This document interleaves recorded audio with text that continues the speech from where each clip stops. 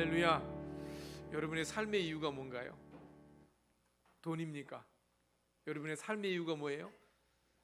자식 새끼들입니까? 여러분의 삶의 이유가 뭐예요? 내 삶의 명예예요. 세상의 권력, 가질 수도 없는 것들, 그런 것이 여러분의 삶의 이유인가요? 오늘 불렀던 찬양의 가사처럼 내 삶의 이유는 누가 돼야 돼요? 네, 한번 따라합니다. 오직 예수 그리스도 내 삶의 이유입니다. 그렇게 되시길 축복합니다. 네, 우리의 삶의 이유는 돈도 아니에요. 100년도 못 사는 인생, 건강하게 살려고 노력하지만 언젠가는 우리의 인생은 늘 허구한 날 질병 때문에, 고통 때문에 병원을 찾아가야 되고, 우리 집에는 약봉지가 가득가득하고, 그걸 먹어도 병원 치료를 받아도 해결되지 않는 문제가 산적해 있을 것이에요. 그런 게 우리의 만족감이 될 수 없습니다. 죽어 못 살아서 사랑해서 죽지 못해서 그냥 사랑해서 결혼했는데 살고 보니까 그 사람이 나에게 만족감이 될 수 없어요. 그죠? 나의 삶의 이유와 목적이 될 수 없어요. 젊은 날 그렇게 뜨겁게 처절하게 사랑했지만 그게 삶의 이유와 목적이었고, 부모까지 거역해서 결혼했지만 살고 보니 별거 없더라. 죄송한 이야기입니다만 그놈이더라. 그리고 그 여자 밑에 니은 이렇게 하면 이상하죠? 그러더라. 이게 삶의 다 결론인 거예요. 그래서 우리의 삶의 이유와 목적은 오직 뭐예요? 예수 그리스도가 될 수 있는 저와 여러분 되시길 축복합니다. 아멘. 네. 이곳에서만요? 교회 안에서만요? 집에서도? 네. 어이구, 집에서만요? 우리 모든 범사가 그렇게 되시길 축복합니다. 우리가 사는 세상이 참 만만치 않습니다. 녹록지 않습니다. 그래서 2017년, 2016년 제 기억에 언제부턴가 우리나라에 그 새로운 신조 유행어가 생기기 시작했는데 헬조선이라는 말이 생기기 시작했어요. 기억하십니까 여러분? 헬조선. 헬이라고 하는 것은 영어인데 헬은 뭐냐면 지옥을 가리킵니다. 헬. 그리고 조선은 뭐예요? 우리 한국을 가리키는 거예요. 그러니까 헬조선 하면 영어와 우리 한국어 합성어인데 뭐예요? 지옥과 같은 대한민국이라는 거예요. 이게 이제 그 흔하게 유튜브라든가 때로는 인터넷상에 떠도는 이야기입니다. 여러분, 한국이 헬조선인가요? 물론 우리가 보면 죄를 짓고 때로는 작은 방에 가야 될 사람들이 가지도 않고 잘 먹고 잘 살죠. 그 사람들이 죽어도, 죄송한 이야기입니다. 방송 타고 나가니까 좀 그런데 어떤 분이 그러더라고. 제가 한 이야기 아니라 어떤 사람이 죽어도를 어떤 사람이 뒤져도 이렇게 얘기하더라고요. 어떤 사람이 죽어도 그런 악인은 편안하게 죽더래요. 잘 먹고 잘 살고. 죄를 짓고 누가 봐도 악인들은 그게 말로가 나빠야 되는데 그런 사람들이 더 잘 먹고 잘 살고 죽을 때도 편안하게 죽어요. 예수를 믿고 신앙생활 잘하고 하나님 말씀대로 살려고 발버둥을 치는 사람은 죽을 때도 힘들게 살아가요. 그렇게 마지막을 살아가는 사람도 있어요. 그러다 보니 어떻게 합니까? 세상을 바라보는 관점들이 믿음의 사람이든 불신앙의 사람이든 대한민국의 삶을 지옥과 같다, 헬조선이다라고 이야기를 해요. 동의하실 수 있어요? 근데 이게 우리 한국 사람의 입장인데, 한국 사람들이 외국에 나가보면, 외국에 나가서 그 외국의 삶을 경험해 보면 한국의 삶은 헬이 아니에요. 지옥이 아니에요. 다른 나라에 비해서 한국은 사계절 뚜렷하죠. 복지국가죠. 치안 분명하죠. 물론 부조리와 비리는 있지만 한국만큼 살기 좋은 나라가 없대요. 여러분, 지금 우리 어르신들이 앉아 계시지만 여러분 일을 해서 한 달 수입을 얻어가는 게 아니잖아요. 누가 해줘요? 국가가 따박따박 23일부터 24일 정도 되면 따박따박 노령연금 들어오죠. 주거비 들어오죠. 생활비 들어오죠. 어떤 분은 86만 원, 100만 원도 받는 분이 계시더라고요. 일을 안 해도 노년에. 이런 나라가 헬입니까? 자, 한국이 살만한 나라예요. 최고 좋은 나라예요. 여러분, 너무 그렇게 비관적으로 살지 마시기 바랍니다.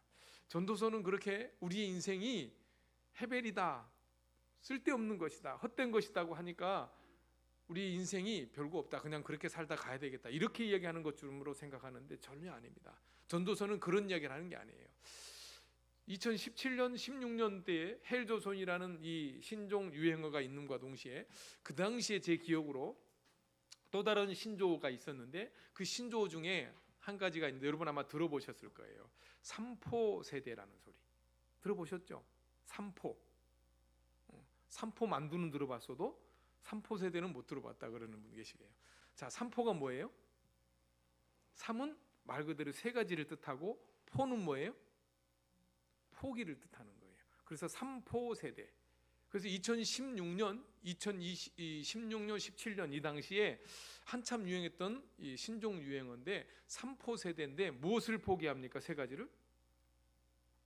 자, 그 당시에 20대, 30대 젊은이들에게 이제 물어봤죠. 요즘 같은 때는 어떤 세대냐면 MZ 세대라 그래야 되나요? 뭐 이런 N 세대 그러다가 요즘에 MZ 세대 이렇게 나오는데, 신세대를 가리켜요. 이 젊은 세대들이 요즘에는 이제 MZ 세대라고 하는데, 그 당시에 이 젊은 세대들이 삼포 세대라고 그랬어요. 왜 그러냐면 너무 사회가 열악하고 힘들기 때문에, 살아가는 것 자체가 치열하기 때문에 세 가지를 포기했는데, 무엇을 포기했냐면 연애를 포기해요. 왜요? 우리 여기 앉아 계셔서 결혼하신 분들은 그래도 연애할 때 빵집에 들어가서 빵 먹으면서 연애했잖아요. 그죠? 커피값 그때 비싸봤자 1,000몇백 원 할 때였어요. 저 때는 2, 3천 원 했습니다만은 그랬잖아요. 근데 지금은 연애를 하려면 뭐예요? 적어도 뽀대나는 스포츠카 한 대는 있어야 돼요. 그죠? 밥을 한 끼 먹어도 적어도 경양식집, 지금은 경양식이라면 아주 촌사람, 아주 구시대 사람이에요. 레스토랑이라 그러죠. 요즘은 카페 이렇게 이야기합니다. 밥을 한 끼 먹어도 우리가 흔히 먹었던 국밥 한 그릇을 만족 못해요. 스테이크를 썰어야 되는 거죠. 그래서 한 끼 식사를 하기 위해서는 이제 차가 필요하고 또 적지 않은 금액이 들어가야 되기 때문에, 요즘같이 이런 불경기에 수입이 없는 젊은이들에게는 연애가 돼요, 안 돼요? 안 돼요. 그래서 포기 안 돼요. 연애를 포기하면 자연스럽게 되지 않은 게 뭐예요? 결혼이 안 돼요. 그래서 결혼을 포기해요. 연애가 안 돼서 결혼을 포기하는 것이 아니라, 지금 여러분이 실감하다시피 집이, 우리 앞에 있는 이 신혼 아파트도 24평, 30평이 4억 5천, 5억, 6억 5천, 7억 이런데요. 말이나 됩니까? 그러니 젊은 세대가 집을 살 길이 없으니까 결혼을 못 해요. 연애할 돈이 없으니까 결혼도 못 해요. 그래서 연애 포기, 결혼 포기. 결혼을 못 하니까 또 생기지 않는 게 뭐예요? 출산을 못 해요. 그러니까 삼포 세대는 뭐예요? 연애를 포기한 세대, 결혼을 포기한 세대, 출산을 포기한 세대예요. 삼중고를 겪고 있어요. 그런데 2016년, 17년이 지나면서 최근에 이르도록 3포가 5포로 바뀌더니 5포가 다포로 바뀌었어요. 5포는 뭐예요? 5가지예요. 5가지는 연애, 결혼, 출산을 포기함과 동시에 집을 살 수 없으니까 집도 포기합니다. 4포죠. 5번째 뭐예요? 인간관계를 포기합니다. 그래서 온 나홀로족들이 많잖아요. 요즘 TV도 보면 나 혼자 산다, 그죠? 세상 속에 사람들과 더불어 살기가 힘들고 몸이 아파서 때로는 어떻게 합니까? 산속에 들어가 살아요. 그죠? 그리고 가족과 함께 사는 것 자체가 힘들어서 홀로 살아가는 세대가 너무 많은 세대예요. 5포 세대. 지금은 이 5가지 포기를 하며 살아가는 것도 힘든 세상인데, 이제는 뭐예요? 다 포기인 거예요. 다 포기하는 거예요. 그래서 이제 젊은이들이 더 이상 힘도 용기도 소망도 없어요. 미래에 대한 어떤 소망을 가지지 못해요. 다 포기한 세대가 지금 우리가 사는 시대라는 거예요. 어른들은 어떻습니까? 자식들을 포기합니다. 그죠? 자식들이 더 이상 기대하지 않아요. 이제 내 노년의 삶은 누가 책임져줘요? 국가가 책임져줍니까? 네. 다 포기한 세대네요. 우리가 살아가는 시대가 이렇게 힘들고 고통스러운 세대라는 거예요. 아마 이 이야기는 오늘이나 100년 전이나 1000년 전이나 1세기 예수님 당시에나 오늘 본문을 기록하고 있는 솔로몬이 살았던 지금으로부터 3000여 년 전에 구약의 시대나 환경이 다르고 여건이 다를 뿐이지 이 원리는 크게 다르지 않은 것 같아요. 그래서 오늘 전도서를 우리가 읽었다시피 인생의 모든 것이 헛되고 헛되니 헛되고 헛되도다. 이게 전도서의 주제 중에 하나였잖아요. 다 부질없는 것이에요. 바람을 잡는 거예요. 그래서 솔로몬이 인생을 살아보면서 그 지혜자가 부경을 누리고 많은 여인들을 품어보고 쾌락을 즐겼던 이 솔로몬이 결국 이제 8장까지 이야기를 쭉 이야기해 보면서 권력도 필요 없어요. 쾌락도 필요 없어요. 많은 여인도 필요 없어요. 자식들도 많이 낳았지만 자식들에게 결국엔 다 죽어가야 돼요. 그놈이 착한 놈인지 나쁜 놈인지 알 수 없어요. 내가 남겨둔 재산을 탕자처럼 쓸지 아버지의 이름에 먹칠을 할지 알 수 없는 거예요. 그래서 지혜롭게 살아가려고 지혜를 가져보지만 지혜 자체도 개인에게는 유익이 있을지 몰라도 결국에는 다 포기하고 내려놓고 쓸데없는 것이다 라는 것을 이야기해요. 그래서 아이고 주여 그러네. 어떻게 살아요? 8장까지 이야기예요. 그리고 9장에 와서 1절부터 솔로몬이 무슨 이야기를 합니까? 자, 1절을 한번 볼까요? 읽지 않았습니다만은 같이 읽어볼게요. 9장 1절 시작. 이 모든 것을 내가 마음에 두고 이 모든 것을 살펴본즉 의인들이나 지혜자들이나 그들의 행위나 모두 다 하나님의 손안에 있으니 사랑을 받을는지 미움을 받을는지 사람이 알지 못하는 것은 모두 그들의 미래의 일들이라. 동감이 되십니까? 무슨 이야기예요? 우리가 살아보지 못한 미래, 그죠? 지금까지 우리가 생각할 때 그렇게 열심히 예배하고 기도했는데 하나님은 내 기도를 들어주지 않는 것 같아요. 김 목사님 기도하는 이야기는 늘 들어주고 응답하신다 그러는데 내 기도는 응답하시지 않는 것 같아요. 이런 마음을 가질 수 있는 거예요. 그죠? 그러나 낙심하지 마세요, 여러분. 왜냐하면 앞으로 미래에 우리가 지금까지 어떻게 살았던 남은 여생, 살아온 날보다 살아야 될 날들이 작고 비록 짧게 남았을지라도 미래에 우리가 어떻게 될지 모르는 거잖아요. 살아보셨어요? 미래를 알고 계세요? 아무도 모른다는 거예요. 솔로몬이 그것을 이야기하고 있습니다. 이 이야기를 하고 있는 솔로몬은 지금 노년에 지혜의 왕 솔로몬이 살아보니 이 모든 것, 지금까지 이야기했던 8장까지의 인생사 모든 인생의 삶의 여정이 뭐예요? 자기가 깊이 성찰해보고 마음에 두고 이 모든 것을 살펴보니 의인들이나 지혜자들이나 그들의 행위나 모두 다 누구 안에 있어요? 하나님의 손 안에 있다는 거예요. 하나님의 주권 안에 있다는 거예요.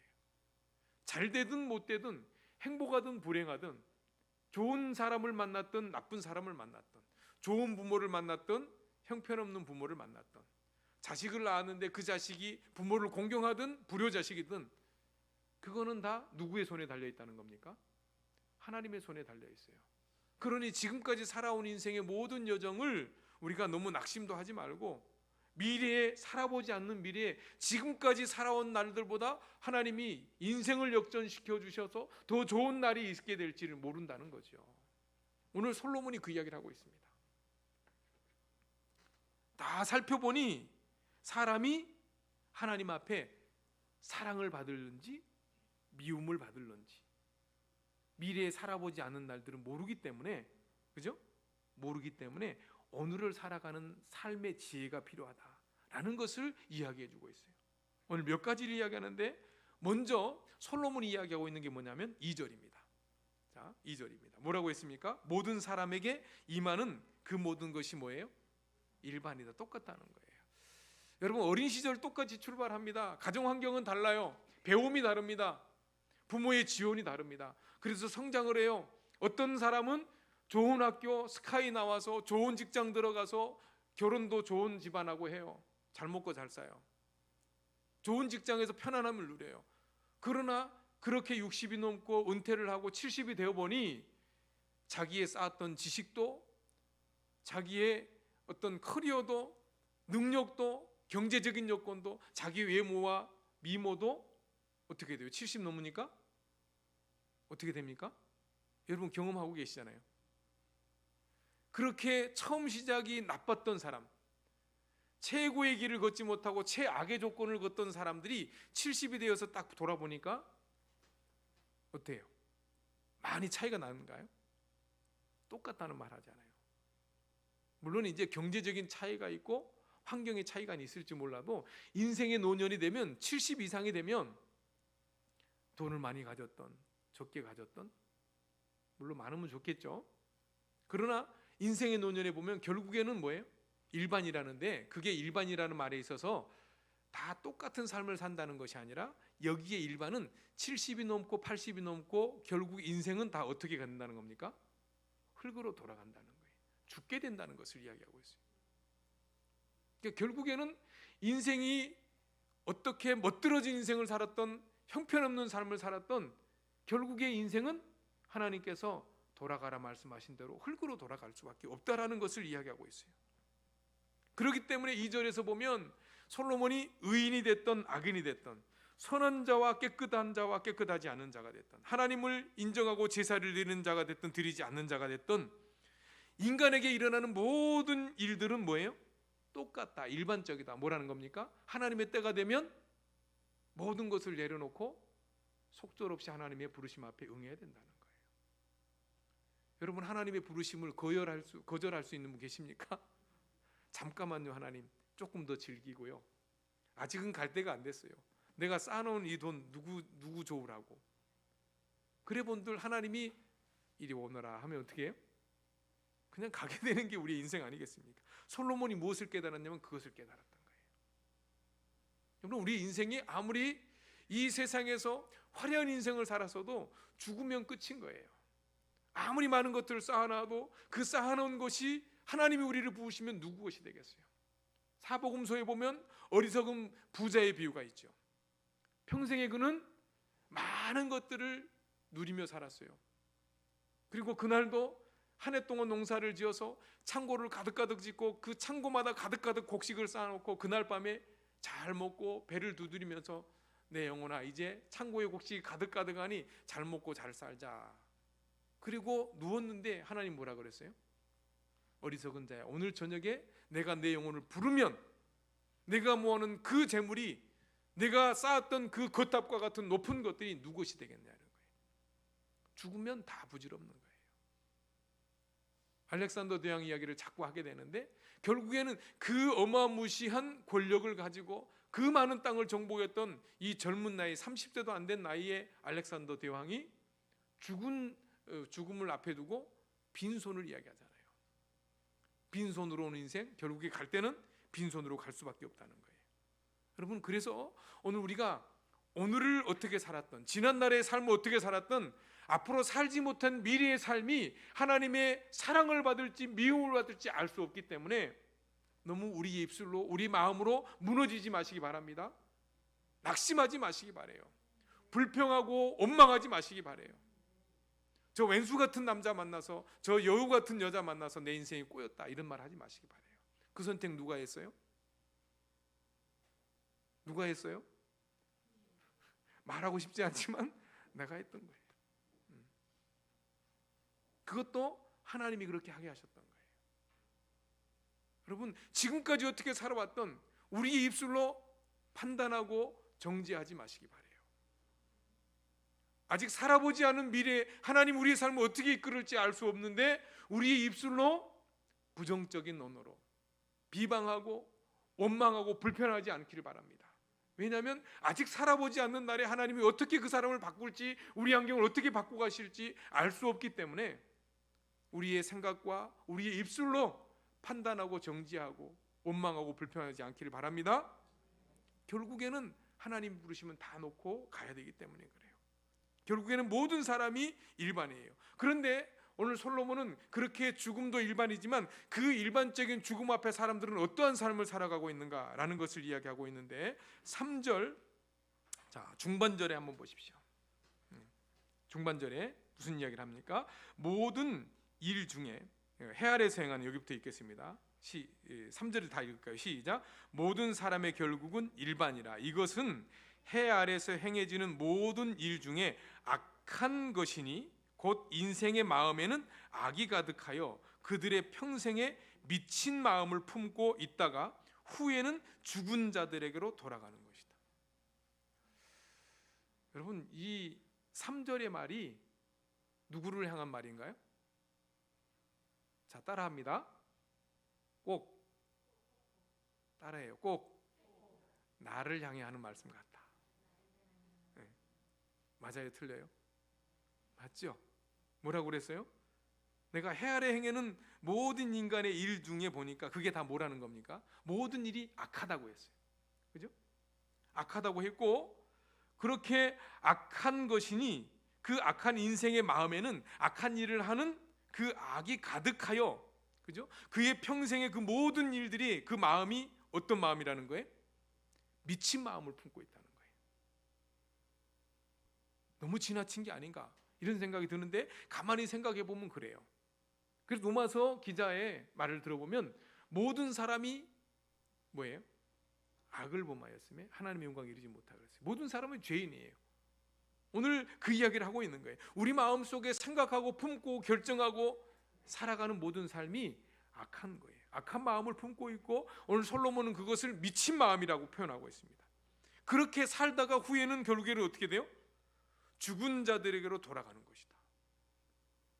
그래서 우리가 앞에서 이미 봤습니다마는 이 6장에 보면, 5장 6장에 보면, 3장에 보면 인생이 당하는 일도 이 3장 19절 말씀을 보면 이렇게 말해요. 인생이 당하는 일을 짐승도 당하나니 그들이 당하는 일이 일반이라. 다 동일한 호흡이 있어서 짐승이 죽음같이 사람도 죽으니 사람이 짐승보다 뛰어남이 없음은 모든 것이 헛되다 그랬어요. 아무리 만물의 영장으로 지음받았지만 이 만물의 영장인 인간이 짐승과 진비 없다는 거예요. 그 하는 모든 생각과 그의 모든 행동이 악이고 미친 마음을 품고 살다가 그것도 마지막에는 어떻게 해요? 짐승이 죽는 것처럼 죽는 거예요. 단지 짐승은 죽으면 본능대로 살다가 흙으로 돌아가지만, 인간은 어떻게 해요? 죽어서 육신은 썩어 흙으로 돌아가지만 인간의 몸속에 담긴 영혼은 하나님께로 돌아가게 되는 거죠. 그래서 하나님을 알고 예수를 믿은 사람들은 영원한 생명의 길로, 믿지 않는 자는 영원한 형벌의 길로 갈 수밖에 없다는 것이 인간과 짐승의 차이는 거예요. 그러나 인간과 짐승의 차이는 있지만 그의 모든 삶은 짐승이나 인간이나 뭐예요? 일반이다. 때가 되면 죽는다라는 거예요. 그의 모든 삶이 뭐라는 겁니까? 악이고 미친 마음을 품고 살다가 결국에는 죽게 된다라는 것을 이야기합니다. 그래서 솔로몬은 인간이 그렇게 살기 때문에 그냥 된 대로 살자, 그리고 뭔가 되지 않으면 포기하자, 인생이 문제가 되면 노력해보다 안 되면 그냥 확 죽어버릴까, 이렇게 된다는 거예요. 오늘 솔로몬은 그 이야기를 하는 것이 아니에요.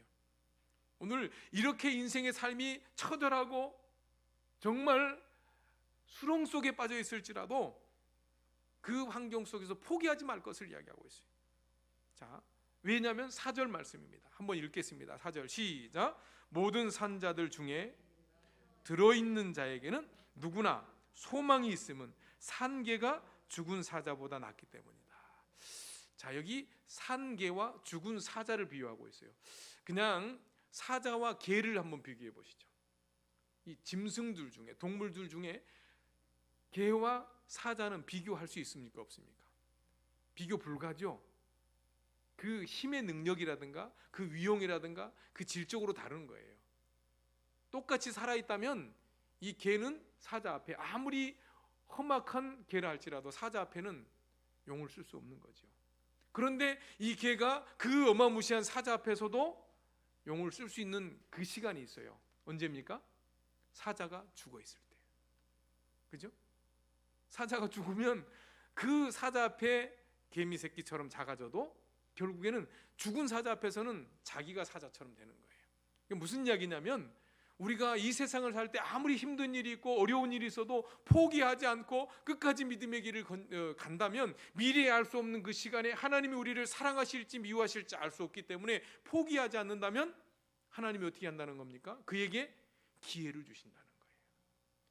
소망을 주신다는 거예요. 여러분, 인생에 아무리 힘이 들고 어려워도, 물론 이 자리에 지금 태산과 같은 인생의 문제를 가지고 이곳에 나와 있는 분이 계실 거예요. 아무리 노력해도 기도해도 해결되지 않는 인생의 문제를 안고 이곳에 온 분이 계실 거예요. 그럼에도 불구하고 하나님의 말씀은 변함이 없으세요. 거짓이 없으신 거예요. 그대로 이루실 줄 믿으신다면 이 약속의 말씀을 붙들고 포기하지 마시기 바랍니다. 낙심도 하지 마시기 바래요. 왜입니까? 살아있다면 여러분에게 기회가 있기 때문에 그래요. 살아있다면 그 기회를 통해서 하나님이 여러분에게 소망을 주시기 때문에 포기하지 마시기 바랍니다. 저 남자를 바꿔봐야지, 저 여자를 바꿔봐야지, 저 자식을 바꿔봐야지, 우리 부모가 어떻게 바뀔까 하다가 포기하지 마시기 바래요. 언제 어느 순간에 하나님이 원하시는 방법에, 하나님이 원하시는 때에 바꿀지 모르는 거예요. 그게 우리 인생 아니겠어요? 오늘 솔로몬이 그것을 이야기하고 있습니다. 그래서 포기하지 않는 것이 중요해요. 제가 하는 그림을 하나 여러분에게 보여드릴 텐데, 설교를 준비하다가 포기하지 말아야 되겠다라는 이야기를 이제 준비하다가 미국에서 아주 유명한 그림 하나를 제가 가져왔어요. 자, 저 그림이 어떤 그림이에요? 저 뭐죠? 오리. 예, 새죠. 황새 같은 거죠. 황새가 지금 뭐 하고 있습니까? 고기, 개구리, 개구락지 그러죠. 개구리. 예, 개구리인데 황새가 개구리를 딱 잡았어요. 그리고 막 삼키려고 하는 순간에 뭐 하고 있어요 지금? 개구리가 그 황새의 목을 확 조였어요. 그 황새가 당황하는 모습을 보이죠. 어떻게 했을까요? 황새가 저 개구리를 삼킬 수 있어요, 없어요? 못 먹죠. 삼킬 수가 없는 거예요. 미국에서 굉장히 유명한 이 그림입니다. Never ever give up. Never ever라는 것은 언제나 항상 뭐뭐 하지 말아라라는 뜻이고, give up은 뭐뭐 하다 뭐 이런 뜻인데, 포기하지 말아라 이런 뜻인 거예요.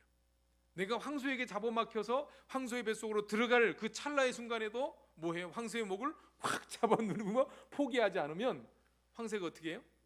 나를 잡아먹을 수 없는 거예요. 결국 뱉을 수밖에 없는 거예요. 어떤 목사님은 신학교를 미국에서 갔는데, 신학교 첫 교수님을 만나는 시간에 교수님이 저 그림을 보여주대요. 얼마나 신학이 어려우면, 신학이 어려운 게 아니라 한국인으로서 외국에 나가서 영어를 통해서 신학을 해야 되니, 가뜩이나 신학도 어려운데 한국말도 잘하지 못하는 양반이 어떻게 해요? 영어로 신학을 하려고 하니까 하다가 포기한 분이 많죠. 석사학위, 박사학위 받으려면 하다가 포기한 분이 많습니다.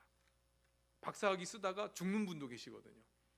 그러니까 첫 시간에 교수님이 저 그림을 내주면서 포기하지 말아라, 끝까지 가라, 그러면 네가 원하는 것을 이룰 것이다.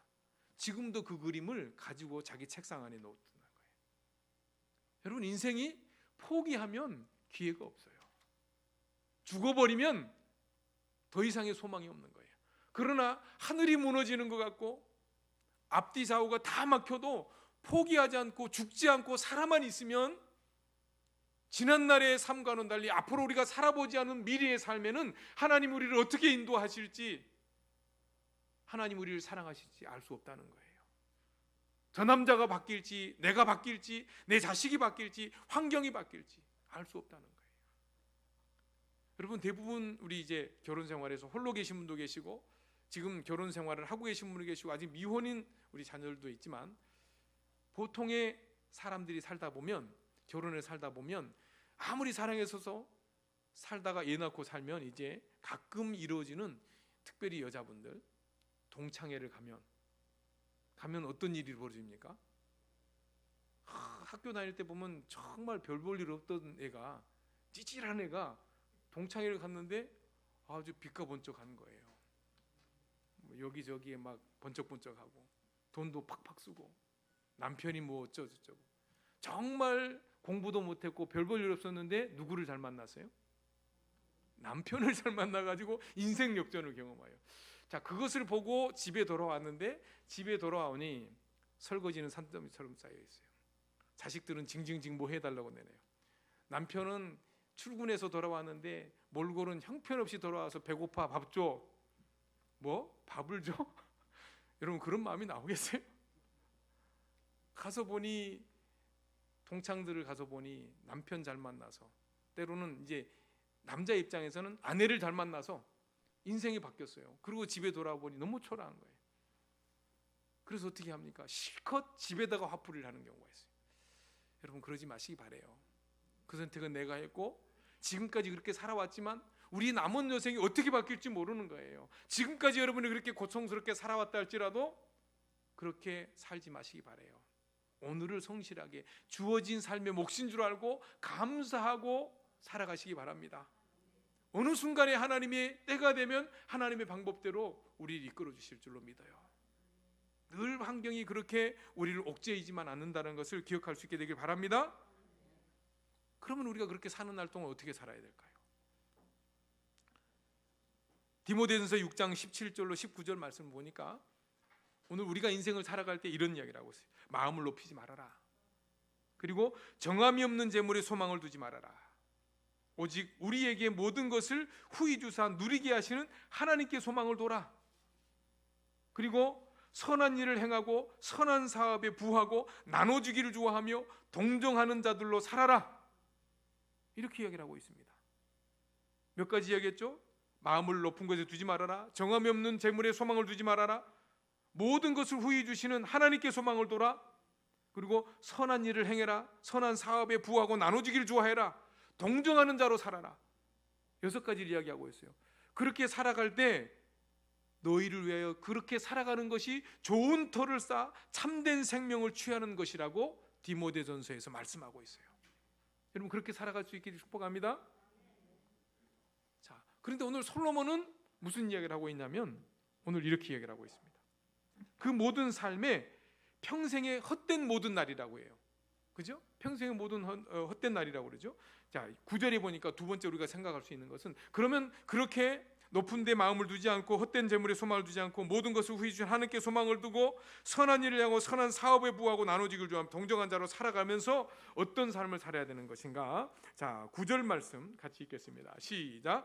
내 헛된 평생의 모든 날 곧 하나님이 해 아래서 내게 주신 모든 헛된 날에 내가 사랑하는 아내와 함께 즐겁게 살지어다. 그것이 내가 평생에 해 아래서 수고하고 얻은 내 몫이로다. 10절 내 손이 일을 얻는 대로 힘을 다하여 할지어다. 내가 장차 들어갈 수울에는 일도 없고 계획도 없고 지식도 없고 지혜도 없느니라.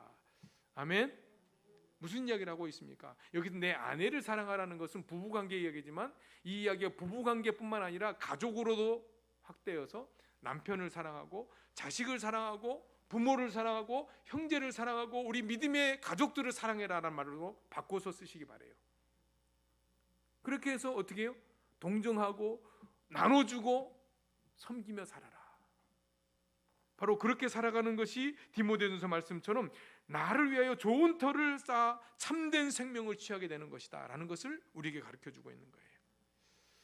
여러분 오늘 우리는 특별한 게 있어서 좋은 게 아니에요. 행복의 조건이 뭡니까?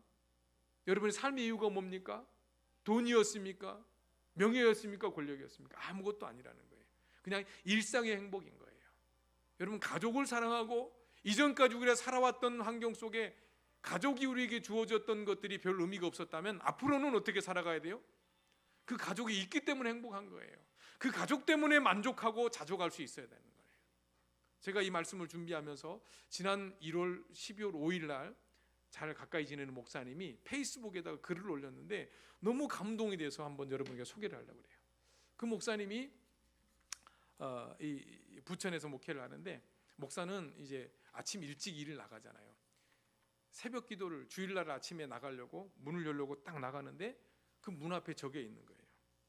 저게 뭘까요? 사랑해 그랬죠. 그 밑에다가 글을 썼는데 누가 썼냐면 딸내미가 썼던 거예요. 오늘 왜 이러죠? 자, 그 딸내미가 문 앞에다가 이걸 썼어요. 뭐라고 썼냐면 자, 아빠가 생일을 앞에 두고 딸내미가 아침 일찍 나가는 아빠에게 생일 축하를 하는데 뭐라고 썼어요? 자, 매일 이 문을 가장 먼저 열고 하루를 시작하는 사랑하는 우리 아빠. 이 문을 나가기 싫은 날도 있을 텐데 묵묵히 가장의 무게를 견뎌줘서 고마워. 늘 잘해왔고 잘하고 있고 잘 될 거야. 언제나 멋진 우리 아빠 생일 축하해요. 앞으로도 건강하게 오래오래 함께하자. 자, 여러분 목사님이 나가고 싶었겠어요? 너무 감동스러운 거예요. 저도 페이스북에서 그 글을 읽는데 오버랩이 되는 거예요. 그 목사님의 마음이 읽혀졌어요. 사랑하는 가족이 있기 때문에 그런 고통스러운 나날들을 살아가도 가장 아침 일찍 나가는 그 아빠의 모습들이 너무 안쓰러워서 그 딸이 아빠의 생일날 문 앞에 저거를 썼어요. 그런데 그 원인, 그 이유를 보니까 그 페이스북에다 이렇게 그 목사님 썼더라고요. 어제는 주일 예배를 위해 아침 5시 50분쯤 나가는데 현관문을 보고 문을 열지 못하고 머뭇거렸다. 저것을 보고 머뭇거렸어요. 저도 그럴 것 같아요. 그리고 나가기 싫어졌다. 그리고 무슨 이야기를 했냐면 교회에 주일은 쉽니다라는 문구를 써서 붙일 수도 없고, 목사가 그죠? 교회에다가 주일은 쉽니다 써서 붙일 수도 없고, 일단 이 그 글을, 딸의 글을 마음에 담아놓고 교회로 향했다.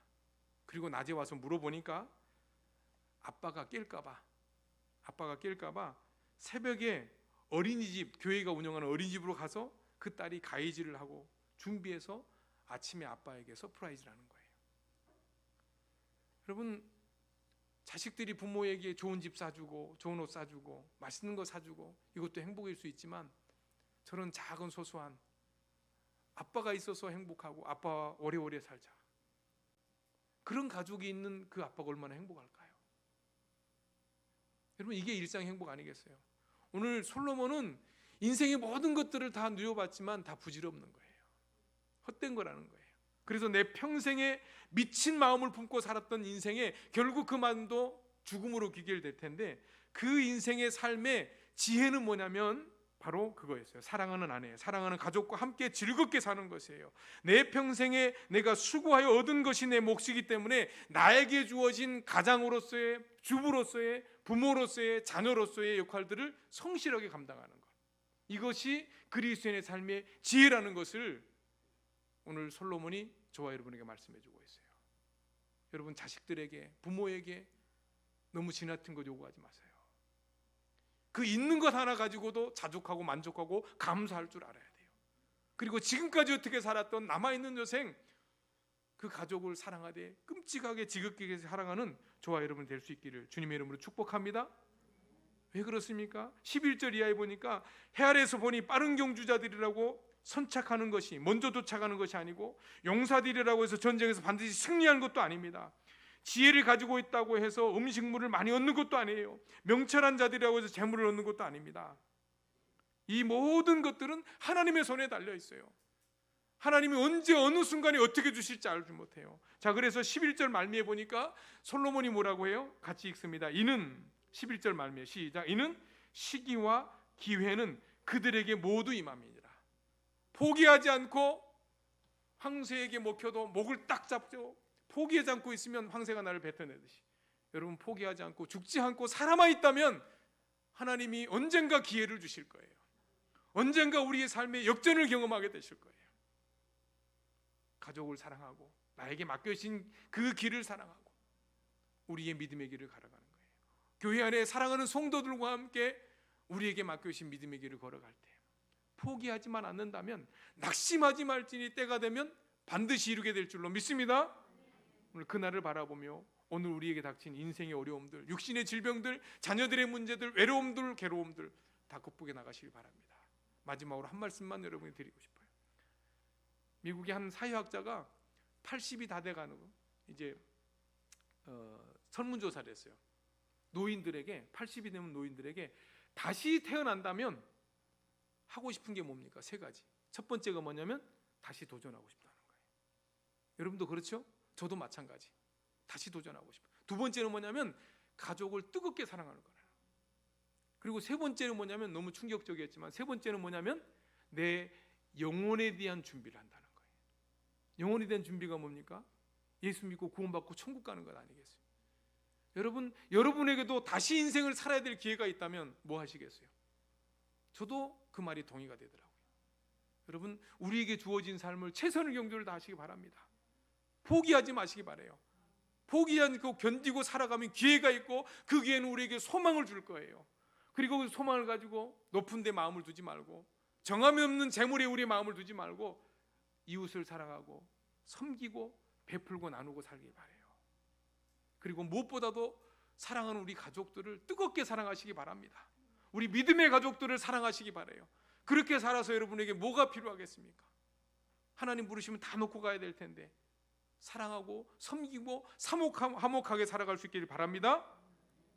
그리고 그 시기와 기회는 하나님께 맡기고 오늘 우리에게 맡겨주신 믿음의 길을 걸어가고 우리 남은 여생 우리의 영혼을 위해 믿음 준비 잘하는 저와 여러분이 다 되어줄 수 있기를 주님의 이름으로 축복합니다. 좋으신